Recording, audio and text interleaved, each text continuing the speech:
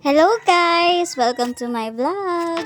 For today's video nga po pala ay may order po sa amin na chicken cordon bleu. So ito nga po ipine-prepare ko na po yung mga gagamitin for this order. So nagpipilay po tayo ng breast part ng chicken. Tinanggal na po natin dyan yung mga bone part. Sa paggagawa nga po nito talagang matrabaho at saka po ay maraming proseso. Ito nga pong ginagawa ko pong ito ay medium size bilao na order po ng ating customer ngayong hapon.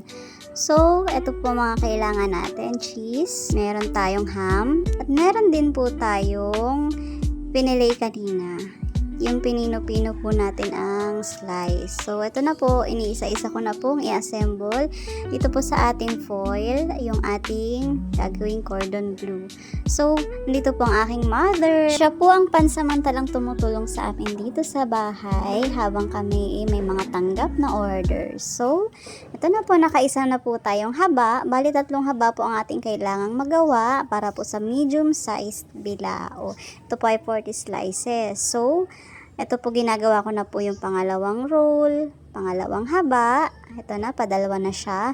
Ito na naman po ay patatlo na. Steam lamang po natin siya at i-fry. Then, ito na po yung magiging itsura niya pag na-fried na. Then, ready to slice at ito na po ang final look. Yun lamang po. Salamat!